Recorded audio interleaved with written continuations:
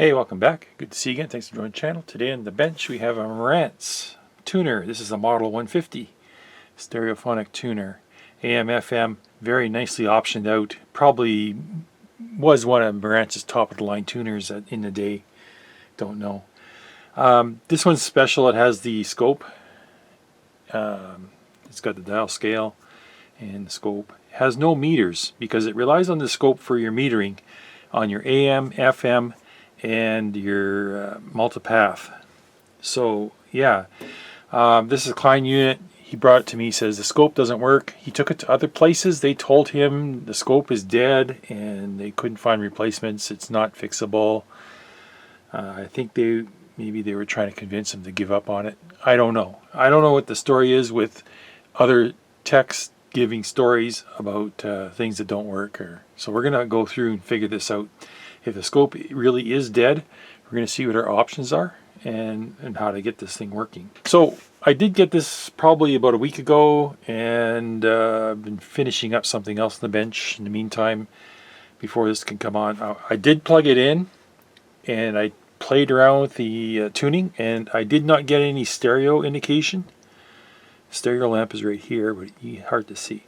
So I have a feeling the tuner is not even working at all. He says the tuner does work, but I don't know. I was trying to tune through the band and no stereo indication, which is suspicious. Usually you get some kind of a blip on the light if you hit a strong station. But anyways, we can test it out right now. I have an amp connected, and let's turn the amp on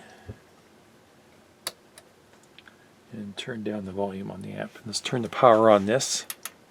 Plugging it in first would be a good step. So let me get my plug here. Okay, plug in power.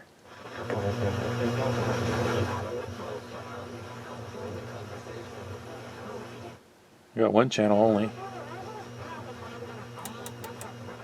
That could be my mistake. And it is.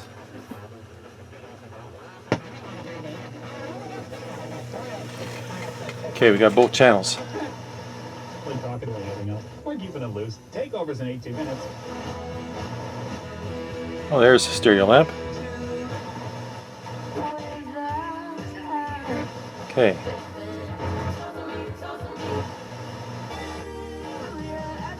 So we have everything working here.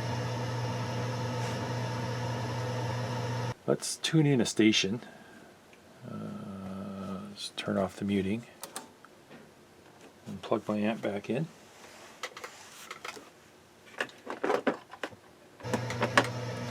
So let's tune a station. Okay, let's mute this so we don't get copyright. Now we have, let's focus in on this. Focus in on this scope here. We have centering controls, vertical and horizontal. I'm just trying to sweep through to see if we have a green dot or anything on the screen, and there's nothing. Okay. Now we have, oh, I've got to turn it on first. That would help. But we have nothing on the screen. Oh, no, I didn't. Alright, audio.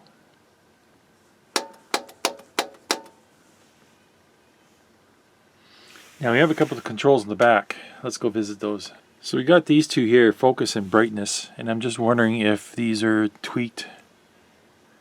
Let's see here.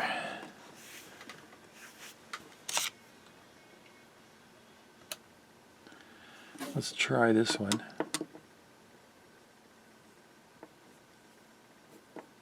Looks like it was turned up pretty much to max. Let's turn that both to max. Let's see this focus. Focus won't change the brightness, but it'll make the dot go so blurry that you won't be able to see it. Let's go back to the front and see if we can see anything now.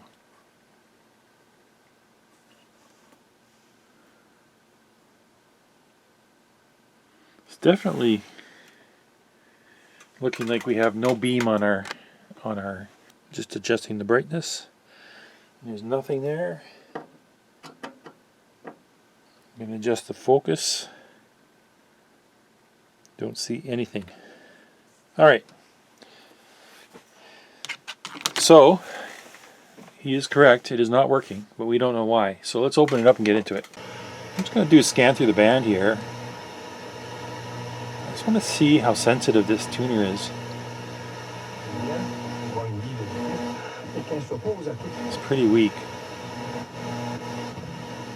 It's having... yeah, it's not working very good at all. No, it should be picking up stereo here. I got a wire connected. Should be getting better than this. This is not very good. Even on this.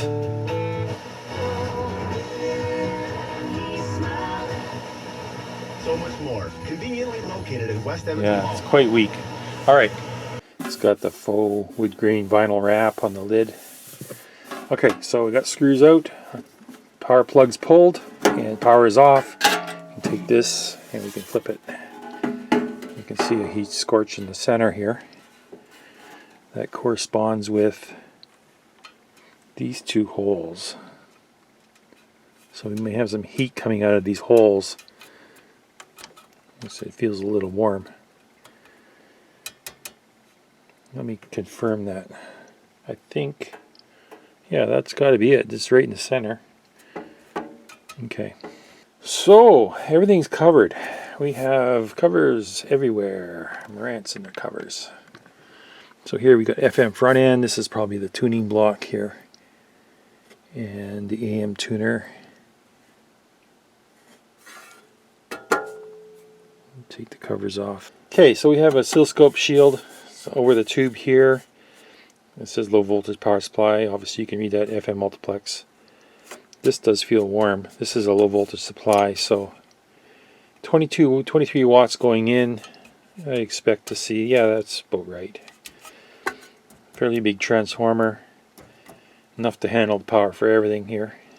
And then we have our FM front end, AM on this side.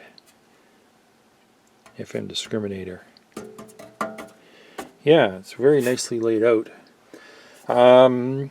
Warning, this has high voltages inside because of the tube. There's going to be close to 1,000 volts for the anode on this cathode ray tube. So we'll have to take precautions when we're working on this. We have the covers off. We want to make sure we're not plugged in or turned on when we're working on it. And if it is turned on for testing, we keep our hands out. That's got to be my my gospel. So let's pull some covers off here and have a look around. I want to investigate what's going on with this tube with the oscilloscope portion. Now, oscilloscope tubes don't die out of the blue. They're pretty robust. Any vacuum tube is very robust. You can have them operate for tens of thousands of hours until they start to degrade, and you get lots of warning before that happens. Reasons this is not working is either we have a power supply down, either we have a broken vacuum in the tube itself, which has gone to air, which means the tube is useless, or we have a burned out heater. The cathode, the heater element is burned out. That's pretty rare. Doesn't really happen very often at all. It'll only happen if it gets an over voltage condition. So I'm pretty confident this is working. This tube is fine. People have told me this tube is dead and needs to be replaced, but we're going to find out. I have my doubts about that. Maybe he took it to a tech who didn't understand it and just made an assumption. Maybe he took it to a tech who thought maybe he could pull a fast one and tell him it's dead when it isn't really, and then he can get maybe a quick sale on it or purchase and own this thing. I don't know. It's a pretty valuable tuner to have. I don't know what these cost new, but I'm guessing, if I had to guess, I would say $6.99 US when this thing was new. That's just my guess, but you guys prove me wrong down below in the comments. Today, I don't know what this tuner's worth. People aren't buying tuners the way they used to, and they've really fallen out of favor. But a piece like this might be a real nice complement to somebody's system. So let me get some covers off here and have a look around, see what we can find. Okay, we have some stickers. This is some adjustments. Vertical, horizontal gain. I'm assuming that's for the oscilloscope tube, and then vertical, horizontal centering. So these are the adjustments, fine adjustments for setting up the deflection and on the front tube. So this might be out. This sticker here says January 19th, 1978, and it has A03891. I don't know if that's not the serial number. I don't know what that number is. Don't know what this sticker is. This probably I haven't found a build date yet.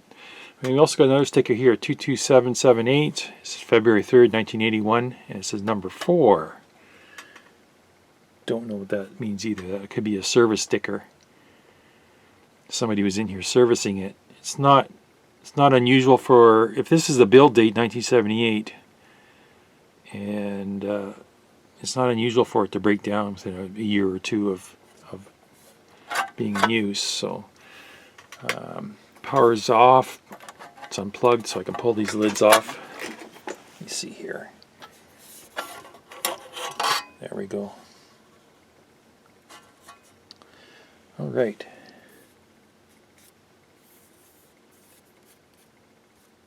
There's our tube. And I'm just trying to get a look at it. Looks, trying to see if there's any indication of gone to air, but I can't see anything. All right. Tube looks all intact. So we should be okay. Alright, let me pull the bottom off. This client likes to take the feet off before he brings it to me for some reason. I don't understand why. But this is the bottom cover. Off it comes. And wow, we got a lot of stuff going on here. Look at all the switching. Incredible. Then we got card sockets for the top two cards. We have these cards here are sitting in sockets. This one's sitting in a socket. Okay, so what do we have down here? We have another card in a socket, a box, and then we got a fuse bank here. Let's see. The dust is clean. Somebody's been in here cleaning this. And we got a cover. It's probably for high voltage reasons. Let's see what we got here. 3 fuses, they all look intact. Let's check them. 4 fuses, sorry.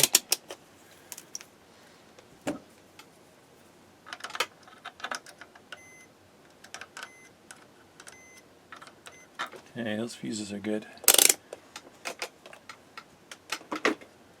Pull this card off, have a look underneath.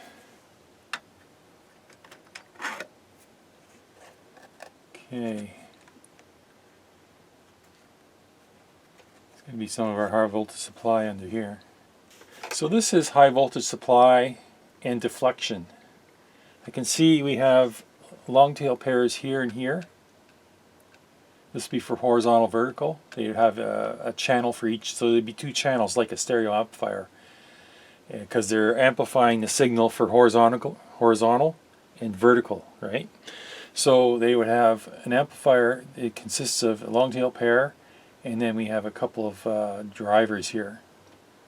They're probably high voltage drivers that drive the electrostatic deflection plates. And then there's a little supply here for keeping this going. I think the first step here is confirm if we have all our voltages. There's going to be different voltages on this receiver or tuner for different circuits. Let me get the manual. Let's have a look at it. Okay, service manual. Power supply circuit. Power source for tuner is plus 13.5. We know that's working because we had audio coming out of it. Power source for the preamp is plus 36 volts, fed through transistor ripple filter. Okay, HO. So I think that's working as well. The preamp is working. both plus and minus 13.5 DC for the first differential amplifiers are regulated by 2 Zener diodes. Okay, this here, differential amplifiers, they're talking about the deflection amplifier. They didn't mention it here, but it looks like deflection amplifiers. So we need to see if we have a plus minus 13.5 volts DC. And that's by Zener diodes H805, 804. And the same plus used for external scope amplifier. Okay, so if we have a negative voltage missing, we're not going to have any scope. Plus 120 volts DC for the collector circuit of the vertical and horizontal amplifiers. Okay, and a minus 970 volts DC for the CRT's anode are fed by the board on P900. Power sources plus and minus for the trace rotation are fed to the resistors 813 and 812 and the power supply. Okay, so we got to check, see if we have plus and minus 13, 120, and 970. And they give you some steps here on how to check and see if the oscilloscope's working. For sample, no spot obtained. That's what we get. So I'll go through this procedure and see if it says short collector terminals of H907 and 908. And for the spot up here, the vertical amplifier would be defective. What do they mean by short collector terminals? Do they short them together? I have to look at the schematic. So just for reference, the P800 board is this low voltage power supply that they're pointing to. And that's on top. And I believe the P900 is underneath. Let's have a look. Yeah, P900 is under this cover I took off. So that's where we're going to focus our attention, on those two boards. Here's the P800 power supply board, the low voltage power supply board. And H804, H805 are these two Zener diodes here. This is our positive negative supply. And I can see the traces coming out on pins 5 and 9. So we'll have to see if we have voltage on pins 5 and 9. Here's the P900 board. This is they call it the scope amp, which we have our long tail pairs here, and then we have our output devices here, our adjustment pots here, and power supply is all in the center. It looks like the 120 volt power supply is in the center here, and this might be our 970 volt supply with voltage doubler or tripler. I don't know how they're doing it. They must be. I don't think they have a winding that goes up to 1000 volts and then they're rectifying it. I think they're probably got a lower voltage AC and then they're doing voltage doubling. C901 to 904 looks like a capacitor bank here. I don't know. I have to see the schematic. Here's the P800 power supply board, low voltage. So we have, where are we here? 804. That's our Zener. Okay. That would be our negative Zener, and that comes filtered by 807, C807, and it comes out on pin 7, okay? And then here's H805, this is our positive regulator Zener, and C808 is our filter capacitor for that, and that comes out on pin 5. Okay, so we got to check pin 5 and 7, see if we have our positive and negative voltages. Here's the P900 board. And here's our differential pairs, long tail pairs. Looks like they're using JFETs in these 4 transistors, and then we have just regular NPN transistors to amplify the signal. The tube is down here; you can't see it, and this all down here looks like high voltage power supply. What is this? G1, negative 960 volts. Okay, so that. Yeah. We got a transistor in the middle here. I don't know what that's doing. 110 volts on this side, 2 volts on that side. That is some kind of I don't know what that's doing. Could be a regulator of some kind. And then we have filter cap, rectifiers. Okay. So let's start checking for voltages on the tuner itself. Let me see here. 980 60 volts is on pin J932. We'll have to check that one. And then we have a couple other ones here. 970 volts on 931. negative 840 volts on J934, and then we should have a positive 120 volts on that one, positive 120 volts on these two, negative 970 on 933. Okay, I'm going to write some of those down so I don't have to keep coming back to the schematic. Okay, connected to pin 5 and ground. Let's see what we got for this voltage. Turning it on, and we have our 14 volts. Okay, shut it off. Let's try pin 7. Turning it on, negative 14. So we're still good there. Okay, so we've got some other ones to check. 120 volts on J924. 924 is right here. So let's turn this on, and we got 170 volts. That's not correct. Let's see here. 929 is which pin? 928. 927, 929, right here. Turning it on. 140 volts. We should have 120. 928 is right beside it. 124. We should have 120. Okay, that's correct. So the first one is not correct. That's right. These are going to be our clues to what's going on with this thing. So might as well keep track from J926. Where is that? 927. 926 right here. All right. We got 136 there. And 925 is the one right beside it. Okay.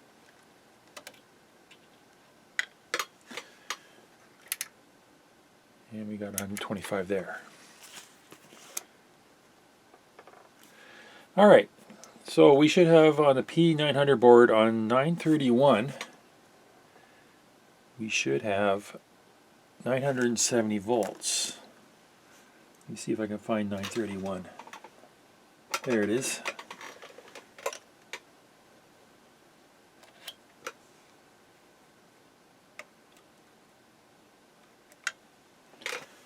All right, turning it on, and we are down to 171, so that is a problem. 171.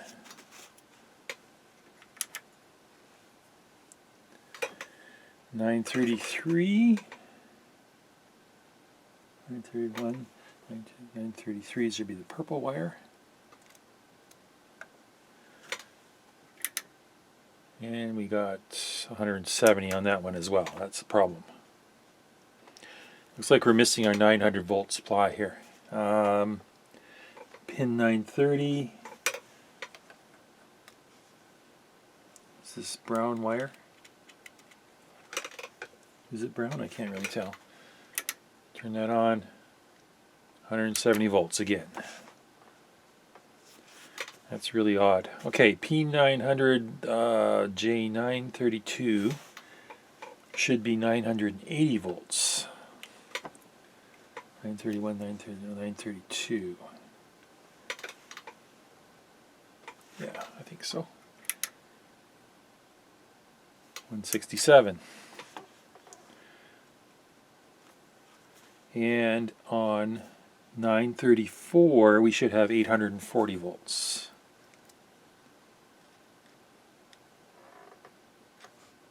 Wrong pin, that one there.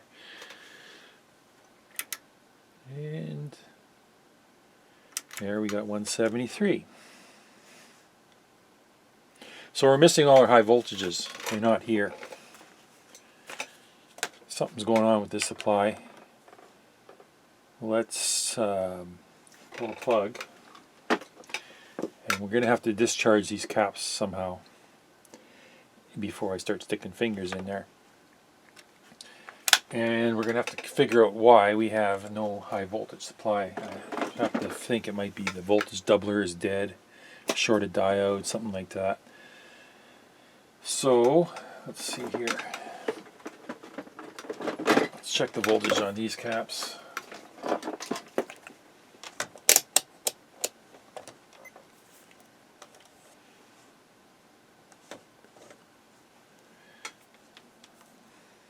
Negative. What we got here? 25 volts and dropping. Okay. 23 volts and dropping. All right. I'm just trying to see what's the best way to discharge any of this stuff here. Let me check any of these.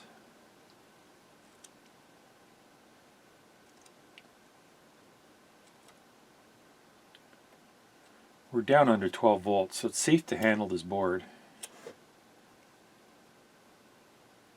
No, we got 200 volts here. What is going on? Okay, it's bleeding down. 20 volts. Okay.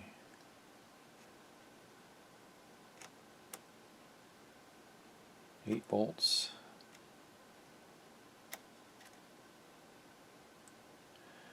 All right, I think we are safe to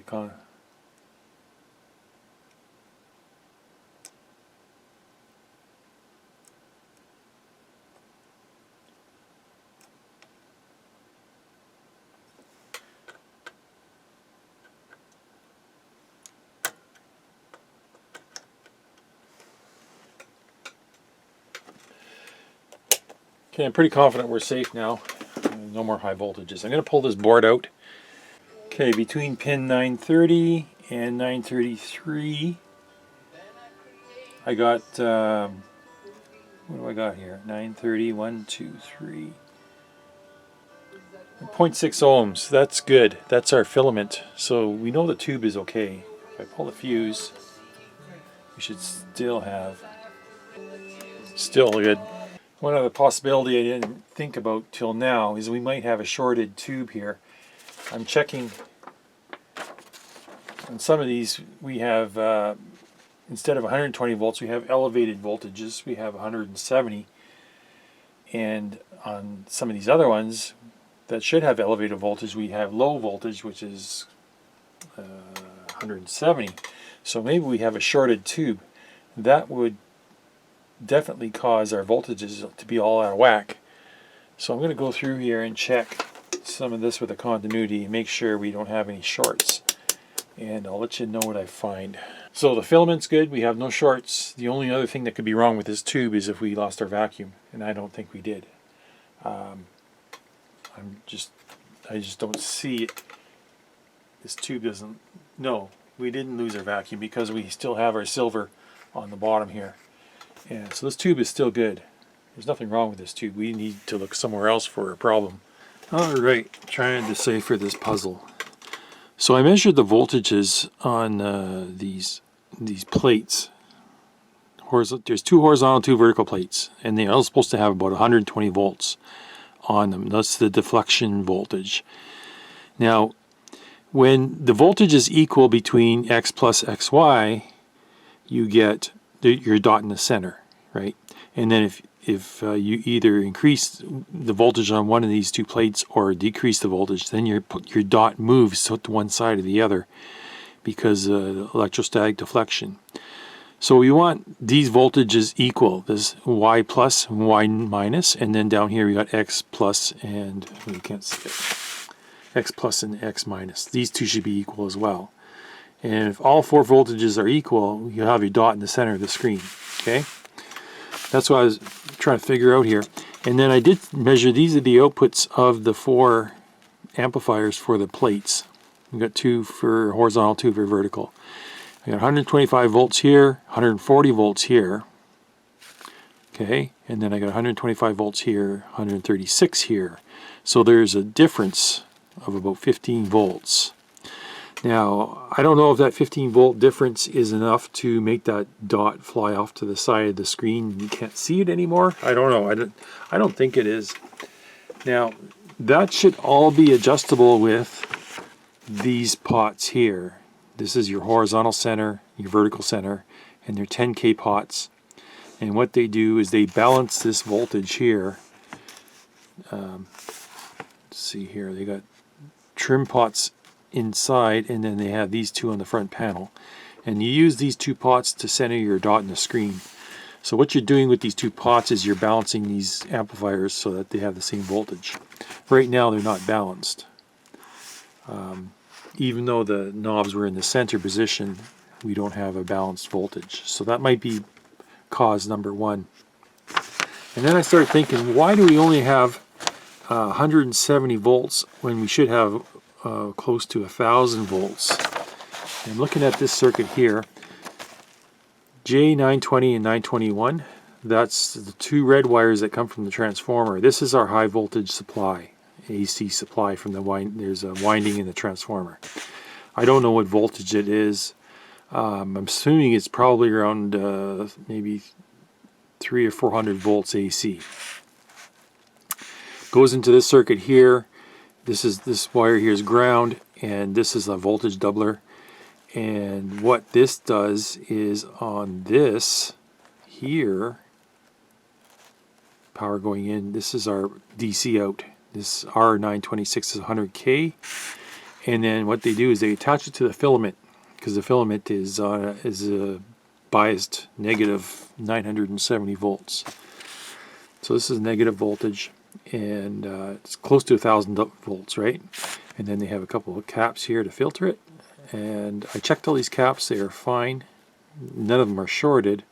I checked all these diodes, they're fine. None of them are shorted. So I started looking, and then there's this resistor, this 100K resistor, 926. Let's check this one right now, and I think I know where it is. If you can see it in here.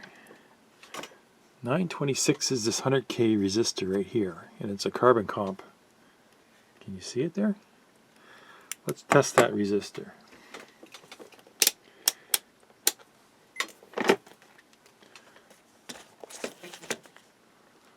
Alright, so I don't know if you can do this. Hopefully you can see what I'm doing here.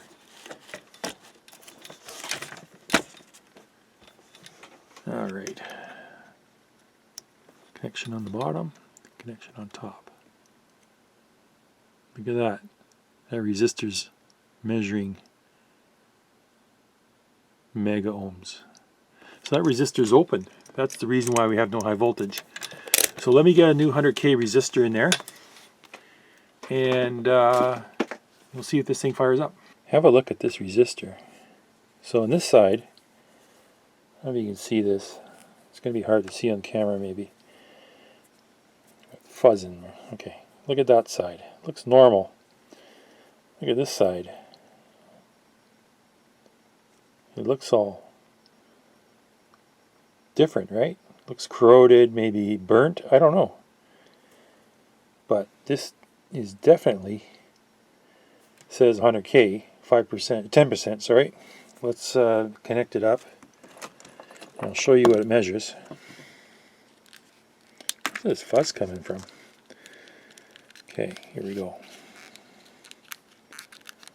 That's what it measures. Over 100 meg. So that definitely open resistor here. For replacement, I'm using a 100K 1 watt. And let's just get this into the holes here.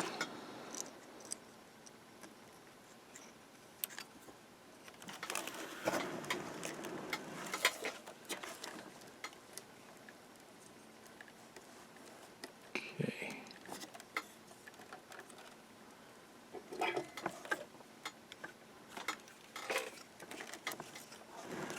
I knew it had to be something simple like this. I thought it was a shorted cap maybe, but I was wrong about that. Open resistor, I'll take it. I'll take it all day long. Okay. I had to disconnect a bunch of wires here because I couldn't get the bottom side of the board. So I'll have to reattach those wires. I can't even see what I'm doing here. Okay.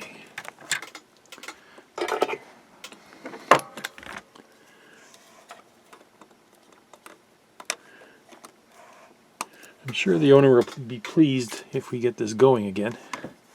Alright, so I'll attach these wires back. I'll put this back down and reattach the wires, and I'll bring you back in.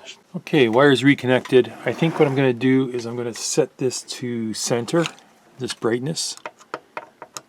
Right now it's maxed. Okay, so that's right there. Okay, so that's supposed to center.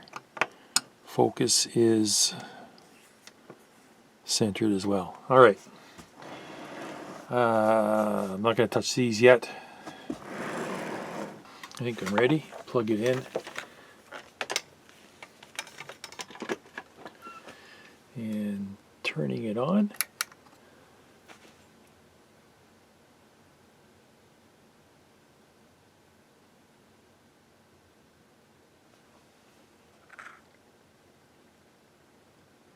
We're at AM right now.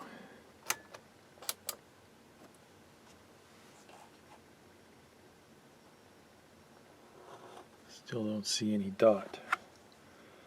Drawing 120, or it's drawing 24 watts, which could be. Still don't have any dot.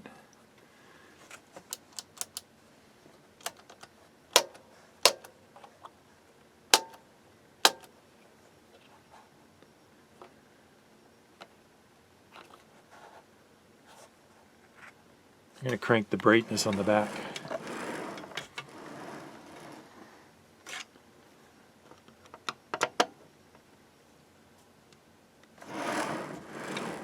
Oh-ho! Look at what we got. We have a dot.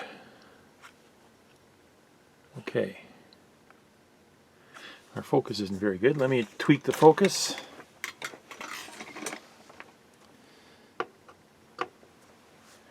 See if we can get the focus in. Right about there is about as good as it gets. Alright. So we do have a working scope. And the tube is not bad. So that FM, let's try getting a station here.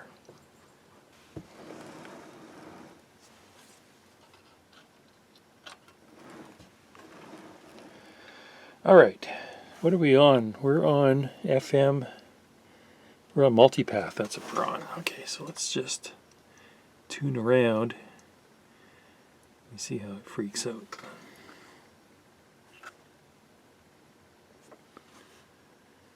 So there's a station. And you want to center tune that. That's how that works. Another station. Let's try tuning. So that's a center tuning meter. So when it's in the center, I think we're tuned in. Okay, audio. That's our audio. And the muting kicks in, we get a dot. So it's working. Looks good. Alright, so previous techs looked at this. They said it's a bad tube, it needs a tube.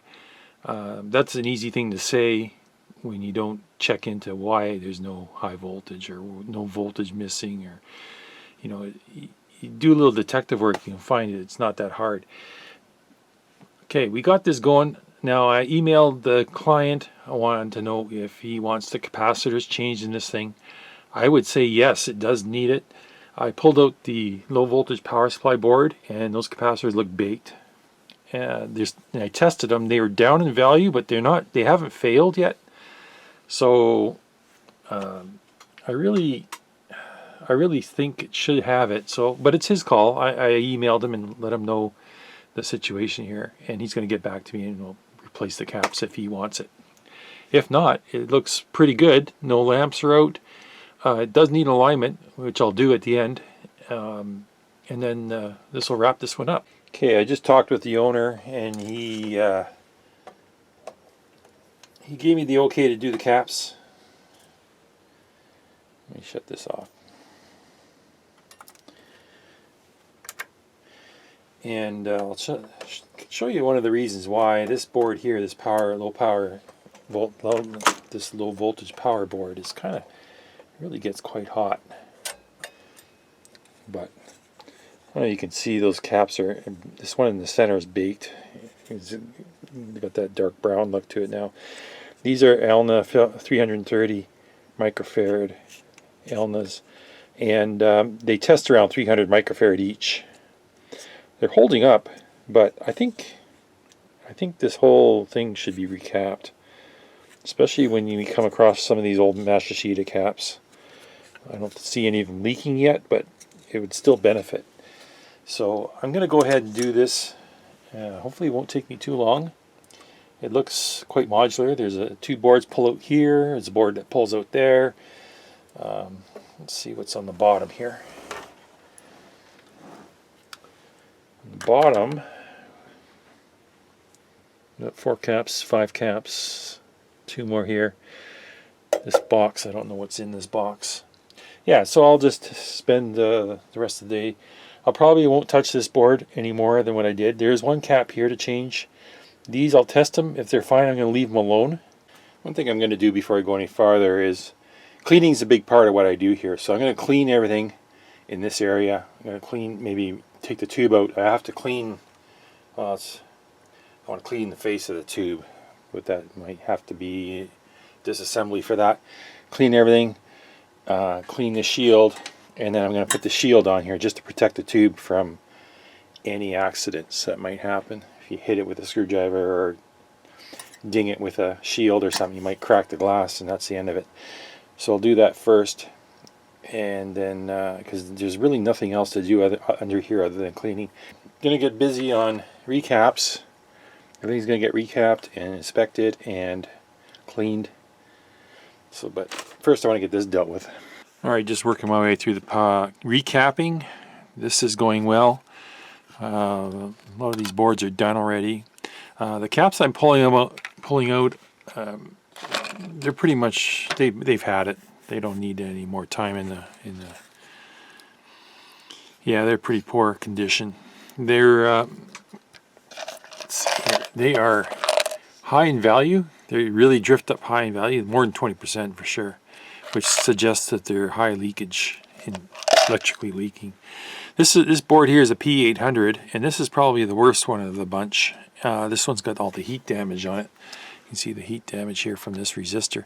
I'm going to remove this resistor and replace it on the back, just so that the heat is no longer drifting up towards these caps. We still have the heat sink on the transistor, but it's not going to be as bad. And I'll replace these with solid polymers. That's the size difference, quite a bit of difference. So I'll mount those down to the board. And these resistors as well are cooking the 2 potentiometers. I'm going to remove these and reposition them on the back as well. There's room for it, so I'm going to do it. This will help keep this side of the board a little cooler. This side, now who cares? There's going to be nothing but resistors on it. And that should help with airflow too, because, you know, when you start getting components in the way, it blocks airflow for the other ones that are radiating heat. So I'll get busy on that. Here's a look at the P200 board. This is the FM-IF strip, and for whatever reason Marantz thought this was necessary. It has 5 of these TA7060 chips. These are little IF amplifiers. So they got 5 of these in a row, and then they have these 4-pole linear phase filters, 10.7 megahertz. These 3 are identical, and this one is a 6-pole. So these are like RC, not RC. There's resistor capacitor bandpass filters inside these little boxes, and they're all tuned to 10.7 megahertz. And these 3 are identical. This one here is a little more intense, but yeah, I got all new caps in it now. The rest of these caps are all ceramics, which is kind of interesting. No styrene or anything like that. This is you know, all they're doing is they're amplifying the IF signal 10.7 megahertz, and they're also cleaning it up as they go. And this is all in a shielded box, So you got a box here, it fits in, and yeah, this is what they're doing. Is it necessary? I don't know. Does it make for a superior product? I don't know. We'll see. Put a lot of effort into making this so that it was in a shielded box and all this amplification and filtering. So hopefully at the end result is we get a cleaner signal through the IF strip and better experience with the tuner. Okay, there's a couple of caps on these two switchboards. These are really difficult to get out. If you want to do a recap on this thing, what I had to do is I had to split the frame here at the top, and that gives you enough room just to squeak this board out, because you can't push it back far enough to get it out without splitting the frame like this. So for this board I had to split this side, and for the other board I had to split the bottom side and just flip the whole machine over and work on one side at a time. But now that it's all done, I solder those in. Now it's all done, recapping is done, and it's time to move on to some alignments. Alright, we're all back together. I think everything's connected and ready to go. So, moving on to alignment. The first step in alignment is to align the scope, because the scope is actually the tuning meter for the receiver, or the tuner. So we have to have this working properly before we can start tuning this. So let's start this up. I think the steps are pretty clear in the manual. Both centering knobs, I'm going to put them directly pointing up in the middle position. Let's turn this thing on, let it warm up. And then we adjust the brightness and the focus on the back. So we'll get a screwdriver ready.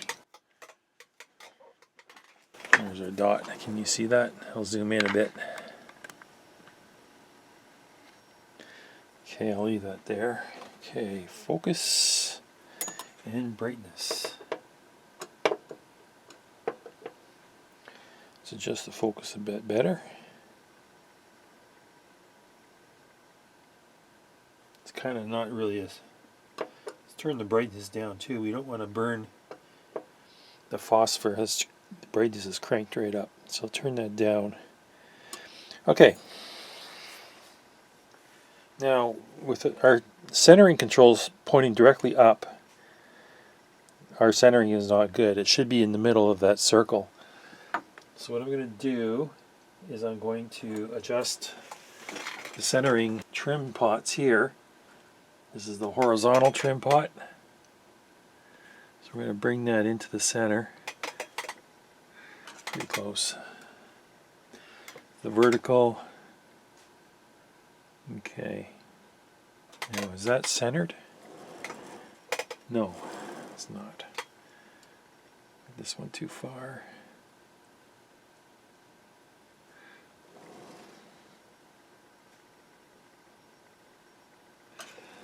And then this one is just about there. Okay. Seems. Is it drifting or is it just me? Okay, centered now. I'm going to leave it there for a while, let it warm up. If it's going to drift, then we might have a problem with a resistor or something changing value as it warms up. Alright, so right out of the gate I'm having troubles with this scope alignment. It just doesn't make sense to me, and it's not working out the way I would hope. I got an external 2-channel. Scope is turned on, centering knobs to bring it center, and then you feed it a 130 millivolt signal at 1 kilohertz and then adjust the width of the line to 4 centimeters, but I can't do that because if I just, let's do that right now, let's adjust the width, the horizontal width, and widen it out to 4 centimeters, let's say. Got my centering off a little bit. When I switch it to audio, and you can see it because it's so bloody expanded that you really have a useless display here. Now if I turn down the horizontal, you can see it comes back in. You actually have to turn both of them down to get a usable display on the audio portion here. But then when I switch it back to this, I don't have 4 centimeters anymore. I have like 1 centimeter. And I am feeding it 130 millivolts peak to peak signal. That's not RMS, that's peak. It's almost like the audio signal from the tuner is too high. Because when I check that, it seems like we're getting too much audio signal. Unless there is an adjustment for that. I don't think there is. Let me look. So I'm struggling with the discriminator, trying to get it centered and low distortion and all that adjustments. And I couldn't dial it in. Get playing with it, couldn't dial it in. And then I finally pull it out, and the 2 discriminator diodes are leaky. So I'm going to replace these 2. Hopefully this solves the problem. It should, after all. I think these weren't doing very good. So I'm gonna get some new diodes in there. All right, I think I finally got this sorted. It was quite a pain. My first mistake was I assumed that the discriminator had a 0 cross reference, and actually what they do is if I read in the instructions in the manual, well, that really threw me because I couldn't get it to align when I was going for a 0 on the biasing on the discriminator. And then I went through and read the service manual again, and it clued in that they have like an offset. It's an elevated voltage. It's like I think they didn't really say what it was, but I guessed it's around it's about 220 millivolts above ground that they reference that 0 crossing point. Okay, so what I did is I spent the whole day trying to align this tuner, and it just wouldn't align, and I couldn't get it right. And then I finally figured that, okay, give it a 220 millivolt bias, and then here's the result. I'll turn up the volume. Now the tuning meter, it's in tuning mode. This is multipath tuning mode. When it's zeroed on the graticule here, that's our center of the station. The higher up the dot goes, the stronger our signal strength. So here we go.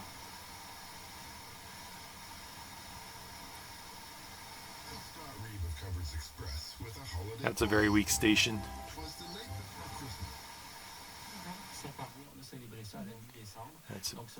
This one's always in mono.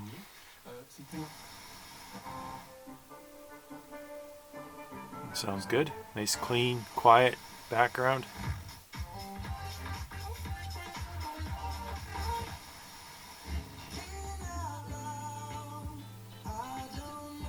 This tuner has a real bass heavy note to it. Like it's almost like it has a bass control turned up. I don't know if that's by design or if that was what. It's a pretty quiet station there. It's pretty low.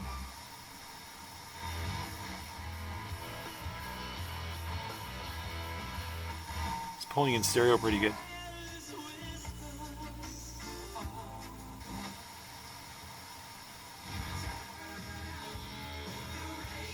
And the scope is a really good tool for tuning this tuner in, because you can get it bang on. That's a weak one.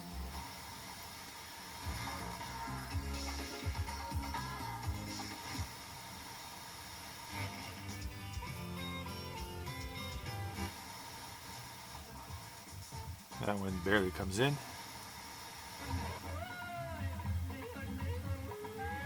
No stereo on that one.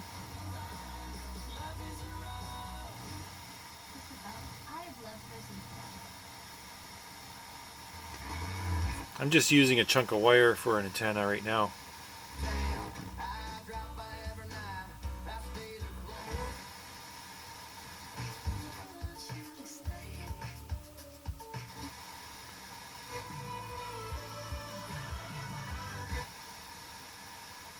Okay, sorry, the battery went dead on my camera. Let's finish this off. So yeah, they're all coming in really well. And the strongest station is right here. Check for video games with safe modes. Intelligent for life. Coming out, Multipath. the first thing you should do when you're ready to start work for the day? I have the answer from Inc. magazine, and this work hack Your sensor's will improve your tuning. decision making for the rest of the day. Unlock the toy box and sell Audio. those once-loved toys for cash at Working Once pretty Upon a good. Alright, here's a look at the parts that went into it. So this is the original fault. This 100K resistor went open. That's what killed the scope. So we got that fixed right off the start. These resistors were out of tolerance, so I replaced them. This resistor was a bodge, so I replaced it with a chip resistor just to clean up the bottom of the board. 3 tantalums. They were all fine. Just replaced them just because. And then we have 2 leaky discriminator diodes. Those are replaced. All these caps were done. Power supply caps, for the most part, they're testing weak. They're pretty baked, these caps. All these caps were working except for this one. This one is completely open. This is a power supply cap, 16 volt, 330 microfarad, and it measures like 90 picofarads now. Completely dead. Some of these other caps aren't far behind. I think this was necessary, so that's all the parts that went into it. Alright, so that's it for this one. I'm going to wrap this one up now. I'm glad to see this one off the bench. This was a tough one. It's a very complex tuner. It's, well, let's just say it's got a lot of things going on inside, and Marantz really put a lot of effort into building a good tuner. It is a good tuner. It is a really good tuner. And part of my problems is the alignment end of it. The alignment instructions in the manual were very vague, for me anyways. There's a lot of potentiometers in here that have no explanation of what they do, and so a lot of them have to do with this scope business, getting it aligned and calibrated properly, getting it centered, getting it, it's all a bunch of that. So it was more guesswork and experimentation than actually just doing an alignment. But hey, it's done, so it can go back to the owner and he can enjoy it now. And I'm going to end this one here. So thanks for watching, take care, and we'll see you on the next one.